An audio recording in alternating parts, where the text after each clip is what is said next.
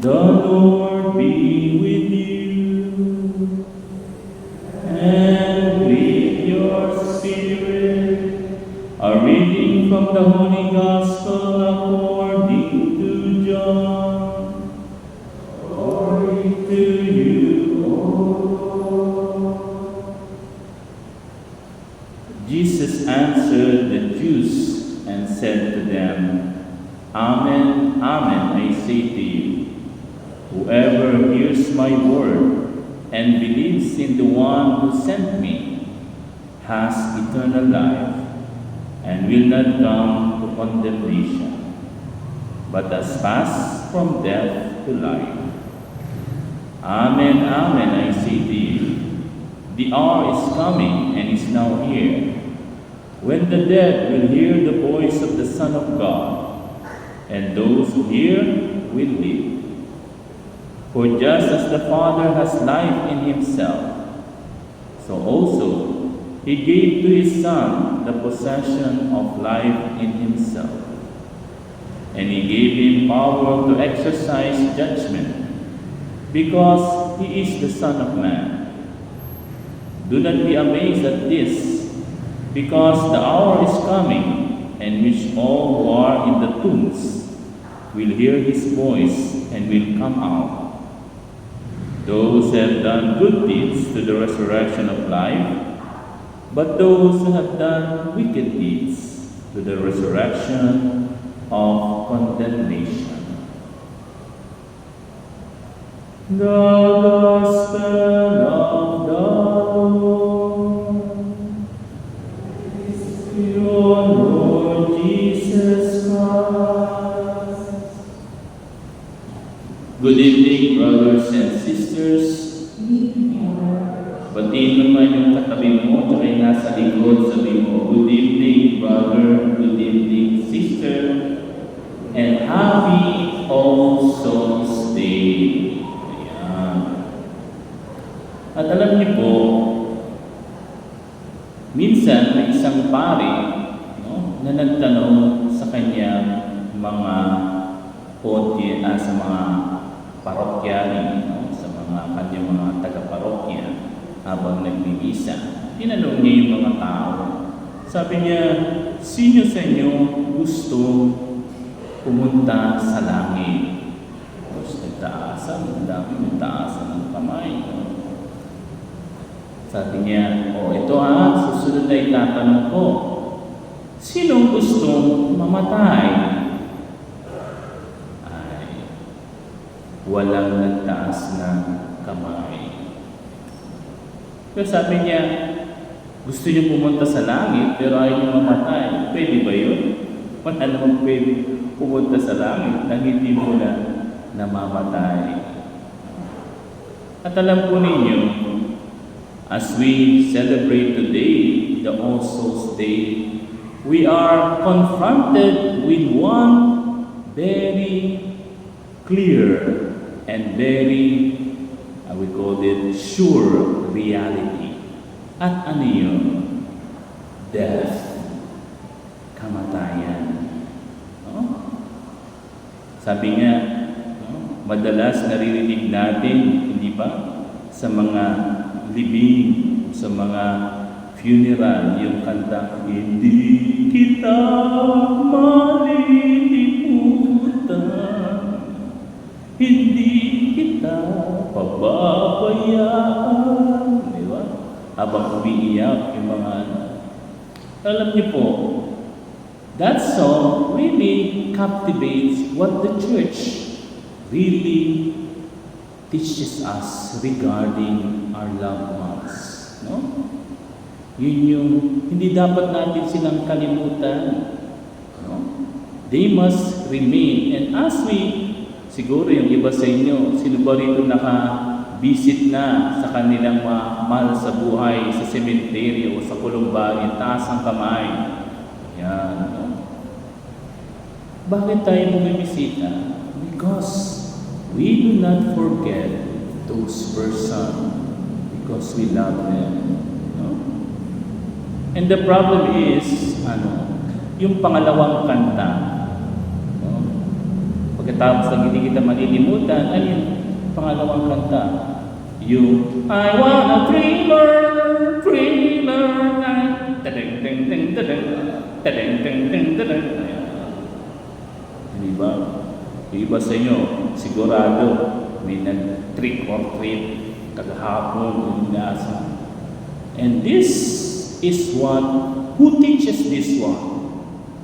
The world, the social media. You see, kaya yung iba sa atin, hindi nakataas ng kamay regarding that. Because why?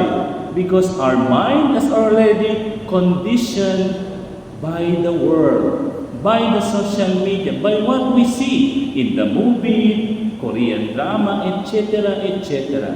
What did this thing present us? It pretends us, no? May mga zombie pa nga, mga zombie birds, no? What this social media and the world teach us, that death has to be feared. No? Na ang kamatayan dapat katakutan. No? And this has been absorbed even in the young people today. Why? Because that's what the world is teaching us through social media. You must fear death. No? Dapat kang matakot sa kamatayan. No? Dahil magiging zombie ka. No? Lagot ka. No? But is that what the church teaches? Basta. See the difference between those two songs. Hindi kita malilimutan and then thriller. And remember, there are only 3 persons in the world who fears death more. Of course, I'm not saying that it is bad. It is natural for man to fear death because it is a separation between body and soul. And yet, what is wrong is to be traumatized, is to fear more than what God established for us. No? Kaya nga, no? 3 lang daw. 3 persons fear death. Ano yun? First one, yung maraming utang. Di ba? O maraming pinagkakautangan. Why? He fears death, or he or she fears death because ang dami niyang babayaran o ang daming may utang sa kanya and he is not prepared for it. Secondly, who are those persons who fears death? Those who are very, very attached to the world. Ayan. Diba? Yung mga maraming bahay, maraming sasakyan, maraming babae, maraming asawa, maraming... They're afraid because the moment they die, they lose all these things. And thirdly, of course, siguro alam niyo na yung pangatlong uri ng tao. Third persons or group of persons who fear death. Ano yun? Those who committed many sins. Yun yung maraming nagawang kasalanan. Takot sila. Bakit? Because they know and we know that they will face the judgment of God. Haharapin nila yung husga na manggagaling sa Diyos. Yun ang nakakalungkot, brothers and sisters. Sana, hopefully, as we continue this Holy Mass, huwag tayong mapasama dun sa tatlong yan. Hopefully, napakaganda yung sinabi ni Father na nakita daw niya sa Facebook. Itong post or quotation. Alam niyo na nakalagay doon, sabi doon, when you are born, you cried, and those around you smile. And why? Kasi ipinanganak ka. Ikaw yung umiiyak, you're the one who cried. Hopefully, when you die, you smile, and all of those people around you cry. Napakaganda. When you were born, only you cried and others smiled. Hopefully, when you die, you smile and others will cry for you. Bakit? Kasi maralaman nila sayang, wala na si brother, wala na si sister. They will remember you well. Anong gusto ninyo?